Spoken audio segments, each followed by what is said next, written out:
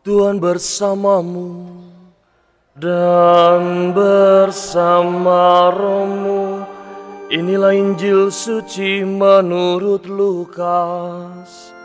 Dimuliakanlah Tuhan.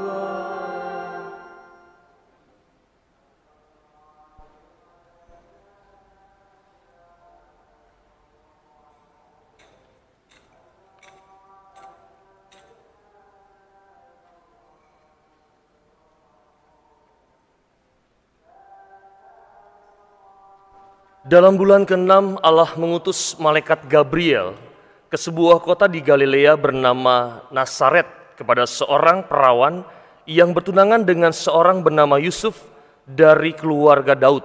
Nama perawan itu Maria. Ketika masuk ke rumah Maria, malaikat itu berkata, "Salam hai engkau yang dikaruniai, Tuhan menyertai engkau." Maria terkejut mendengar perkataan itu, lalu bertanya dalam hatinya, apakah arti salam itu? Kata malaikat itu kepadanya, "Jangan takut, hai Maria, sebab engkau beroleh kasih karunia di hadapan Allah. Sesungguhnya engkau akan mengandung dan akan melahirkan seorang anak laki-laki, dan hendaklah engkau menamai dia Yesus. Ia akan menjadi besar dan akan disebut anak Allah yang Maha Tinggi. Dan Tuhan Allah akan mengaruniakan kepadanya tahta Daud, bapa leluhurnya. Ia akan menjadi raja atas kaum keturunan Yakub sampai selama-lamanya, dan kerajaannya tidak akan berkesudahan." Kata Maria kepada malaikat itu, "Bagaimana hal itu mungkin terjadi karena aku tidak bersuami?" Jawab malaikat itu kepadanya, "Roh Kudus akan turun atasmu dan kuasa Allah yang Maha Tinggi akan menaungi engkau. Sebab itu anak yang kau lahirkan itu akan disebut kudus anak Allah. Dan sesungguhnya Elisabet sanakmu itu, ia pun sedang mengandung seorang anak laki-laki pada hari tuanya. Dan inilah bulan yang ke-6 bagi dia yang disebut mandul itu. Sebab bagi Allah tidak ada yang mustahil." Maka kata Maria, "Sesungguhnya aku ini adalah hamba Tuhan. Terjadilah padaku menurut perkataanmu itu." Lalu malaikat itu meninggalkan dia. Demikianlah sabda Tuhan. Terpujilah Kristus.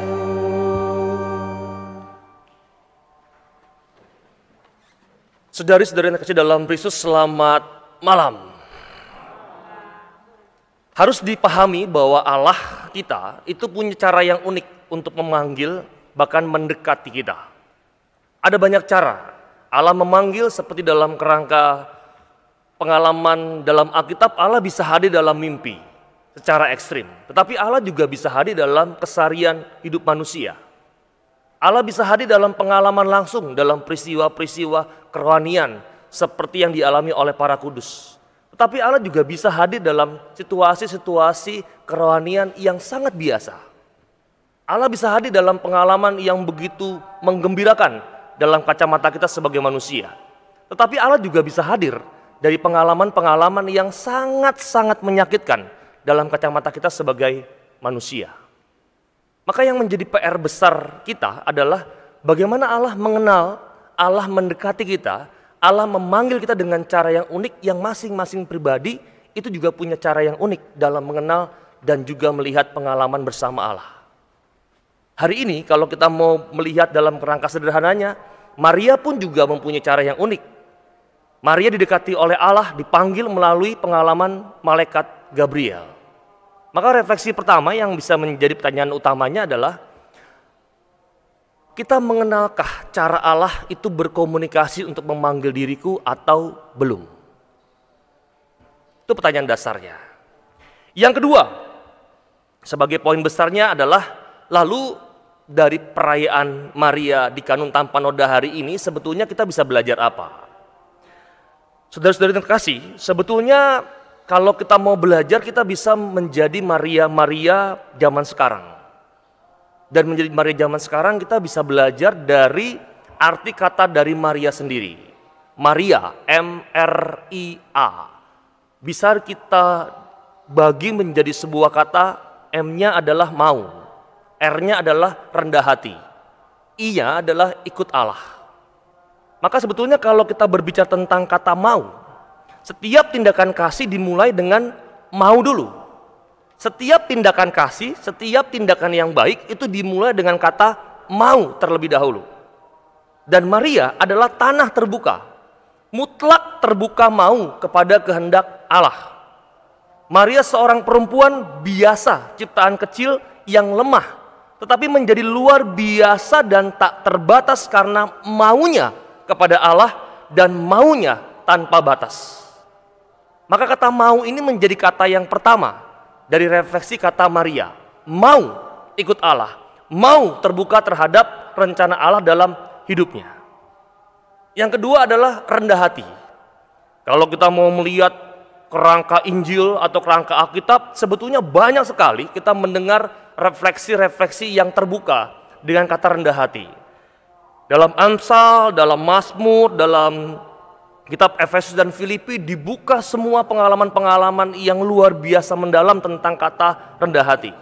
Kerendahan hati mendahului yang namanya kehormatan, namun tinggi hati mendahului yang namanya kehancuran. Dalam kitab Amsal, ganjaran kerendahan hati dan takut akan Tuhan adalah kekayaan, kehormatan dan juga kehidupan. Amsal menekankan hal yang sama. Bahkan ayat kitab suci yang mengatakan orang-orang rendah hati akan mewarisi bumi. Orang yang rendah hati akan makan dan kenyang, dimakotai dengan yang namanya keselamatan. Dan orang yang rendah hati juga menerima pujian. Sebab itu Tuhan dianjurkan, umat Tuhan dianjurkan agar mencari dan mengenakan jubah kerendahan hati. Dan hendaklah kamu selalu rendah hati. Kerendahan hati sendiri bukanlah suatu sikap yang sekedar menganggap diri penuh dengan kelemahan dan kekurangan. Dan sebaliknya orang lain penuh kekuatan dan kelebihan. Kerendahan hati adalah suatu sikap yang merendah dan terbuka di hadapan Allah. Kerendahan hati adalah suatu sikap hidup yang menganggap orang lain sama penting dan mulianya dengan diri sendiri. Dan karena itu, dengan ikhlas menghormati dan melayani tanpa hina atau rendah. Bahkan lebih dalam, kerendahan hati adalah suatu sikap hidup yang terus-menerus membuka diri untuk dikoreksi dan tidak pernah mengklaim kebenaran menjadi monopoli diri kita sendiri. Saya ulangi kata yang ini. Kerendahan hati lebih dalam adalah suatu sikap hidup yang terus-menerus membuka diri untuk dikoreksi dan tidak pernah mengklaim kebenaran sebagai monopoli diri kita sendiri. Pada akhirnya, saudari-saudari yang terkasih dalam Kristus, kerendahan hati adalah sikap yang membuka diri kepada pertolongan orang lain dan juga terutama Allah. Maka Allah memanggil kita bersikap rendah hati sebagaimana diteladankan oleh Bunda Maria. Allah tidak pernah menuntut banyak dari kita. Dia hanya menuntut 3 hal. Satu di antaranya adalah hidup yang penuh dengan jubah kerendahan hati. Itu yang kedua. Yang ketiga adalah ikut Allah. Ikut Allah adalah ukuran mutu iman dari Bunda Maria, bukan pada terkabul atau tidaknya doa-doanya. Tapi mutu dari Bunda Maria adalah kesungguhan untuk mengikuti jejak Kristus dalam seluruh pengalaman hidup yang ditawarkan Tuhan. Maka hari ini Bunda Maria mengatakan dalam keseluruhan refleksi hidupnya adalah bukan kehendakku, tapi kehendakmulah yang terjadi dalam hidupku. Karena Bunda Maria memahami benar apa kehendak Allah dan ia setia serta taat ikut Allah. Maka hari ini kalau kita diajak untuk merenungi Hari Raya Bunda Maria dikandung tanpa noda dosa, maka sebetulnya kita diajak juga belajar dari sosok Bunda Gereja yang kita rayakan hari ini. Banyak imam Projo Bandung ditabiskan pada tanggal ini, termasuk Romo Hari sebagai gembala utama tempat ini. Dia mengambil juga sikap, terjadilah padaku menurut perkataanmu. Maka itulah yang terus-menerus digeruskan oleh Allah lewat Bunda Maria. Dan itu pula yang menjadi slogan mereka untuk ikut Allah, bukan sesuai dengan kehendak hatinya, tetapi kehendak Allah. Maka mari kita berdoa untuk para imam yang merayakan ulang tahun tabisannya hari ini, baik yang ke-13, ke-12, bahkan ke-10 tahun.